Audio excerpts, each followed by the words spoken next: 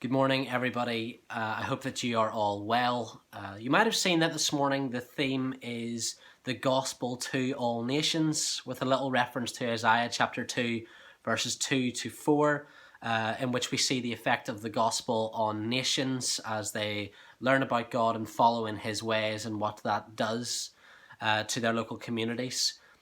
We have some friends as a church who work in different nations to the one we live in, but rather than listen to me go on and on about what they do, we have two very brief clips from Mike and Joe in Myanmar and David Lowry in Senegal, and they're going to answer two questions for us.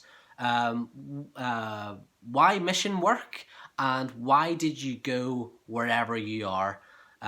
So they're going to quickly answer those two questions for us now.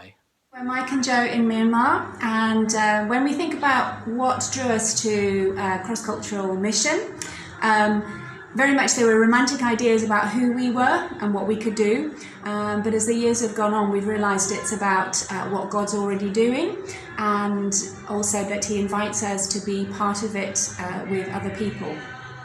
I think it's that together with other people.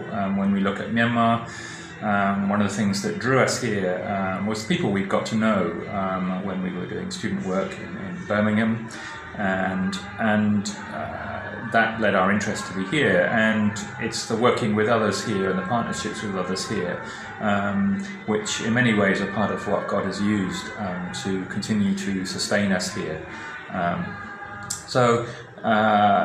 Looking for how God is at work in our communities and how he's inviting us to be part of that, and that changes us as people as we do that. Greetings from Senegal in West Africa. My name's David Lowry. I'm here working on a Bible translation into the Karen language of Senegal and Gambia. I'm here with my wife Ruthie and our two little girls Emily and Aoife, and we're privileged to be among the mission partners supported by St Andrew's Church. I've been given two questions to answer this morning. The first is, why mission work?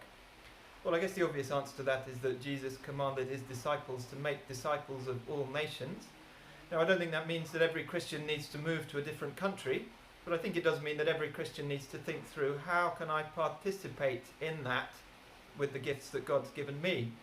And I guess countries where very few people know Jesus should be high on our priorities list.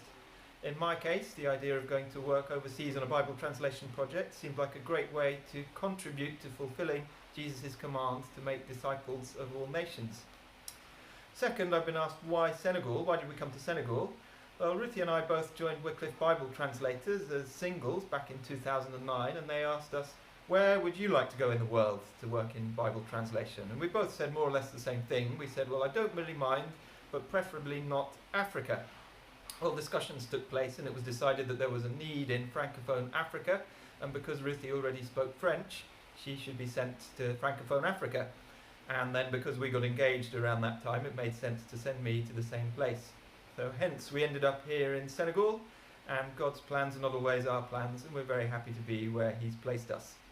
Thank you very much. Once again, that was Mike and Joe in Myanmar and David Lowry in Senegal. We thank them very much for their really hard work and that they can continue to do so despite the very confusing time that we have with lockdown and viruses and all that kind of stuff. But we will continue to pray and support them as best we can as a church family. We hope that you'll have your continued prayers for them, and we hope that you enjoy the rest of the service.